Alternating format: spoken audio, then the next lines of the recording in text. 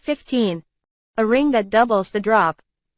After raising my strength to A in the morning at the second basement of Nihanium, I came to Tellurium as usual in the afternoon and met Emily, who was smiling at the entrance. Then we enter the dungeon together. Suddenly, we encountered a monster, and I reflexively pulled out my gun and held it up, but... What's that? This slime is a little different.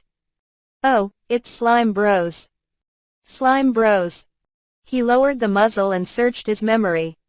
I had heard that name before, and at a much earlier stage. The one you say. Dropped me? Yes, sir. Emily nodded clearly.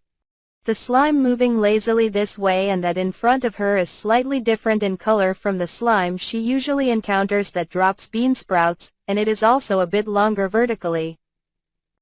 I thought to myself, this is the rare monster that dropped me off and brought me from that world to this world. Whoa, it's rare? Oh, I guess. Beat me to it.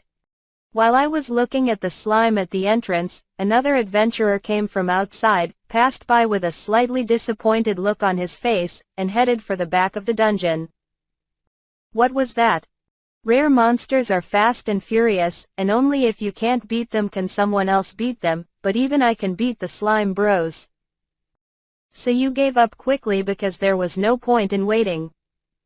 The earlier the rare monster is killed the better, another rule of this world that I have learned. Now, let's take this one down. I readjusted my gun and set the sights. I wondered if I should defeat this Slime Bros. Outside or inside the dungeon. Unlike other people living in this world, I drop different items in the drop S. Even inside the dungeon, I can still find a lot of items that I can use. In the dungeon and outside the dungeon. And the items that drop are different inside the dungeon and outside the dungeon. So I was lost for a moment, but then I immediately remembered the example of the coca slime. If it's a normal item, it can be dropped and haggled outside, so in order, I'd have to defeat it inside the dungeon first. Yoda-san? Nothing, let's take him down. Hi. While looking forward to seeing what would be dropped, I shot the Slime Bros.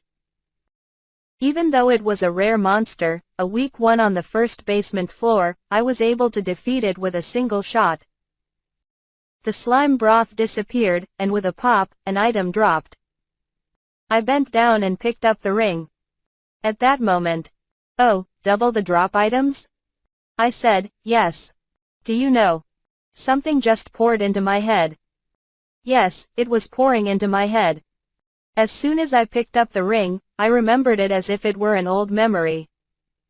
This ring is a piece of equipment. If you equip it and defeat the monsters in the dungeon, the items that drop will double the normal amount. Is there such a thing? You've never heard of it? I have. I see. Then, let's try it on. With that in mind, he tried to put his finger through it, but it slipped and he dropped it. The ring fell at Emily's feet, and she picked it up and held it out to me. She picked it up and offered it to me. Can you hold? What? Unlike the seed, I can hold it. Emily, try it on. Me? Yeah. I got it. Emily nodded and put the ring on herself. The first basement floor of Arsenic. I interrupted my daily routine of carrot hunting and came here with Emily. Emily is wearing the ring, and if we want to verify its drop effect, this is the most suitable place. That's what I thought. Here we go. Good luck. Emily, cheered on, smiled, carried the hammer, and went toward the monster.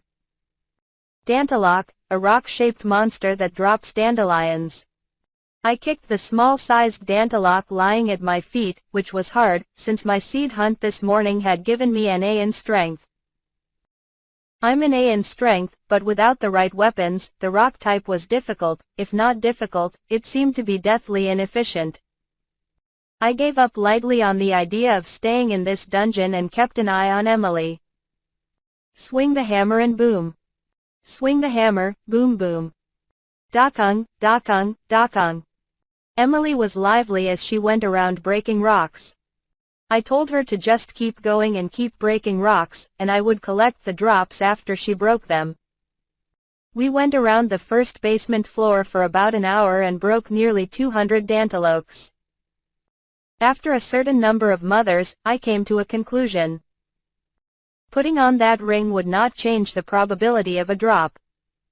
Instead, it doubles the number of drops each time. From a rather early stage, the percentage of drops was the same as yesterday, but the number of drops had clearly doubled. That's why I was convinced that the number of times increased. I stopped Emily and told her my conclusion. This ring is amazing. Yes, because if you wear it, your productivity doubles purely because you're wearing it. Yes, sir. Emily smiles, takes off her ring, and offers it to me. I stare at the ring for a moment and then tell her, keep it on. Keep it on. I said to her, what? But I think it looks better on Emily when she wears it, now that I look at it. Oh, really? Yeah. Emily is wearing a drop-doubled ring as she tours around the Dokkan Rock. I was actually admiring the look for a bit. I think it would probably be more effective if I were wearing it, because it seems to double the drop of nihonium seeds, even if you think about it quickly. Still, I thought it was better and looked better on Emily. All right, I'll beat a lot of monsters with it. Good luck, I'm rooting for you. Emily beamed. After that, we went around breaking rocks and collecting dandelions. I made 12,000 pyro that day. A little more than double the amount I made yesterday. Probably due to the extra tension. I thought.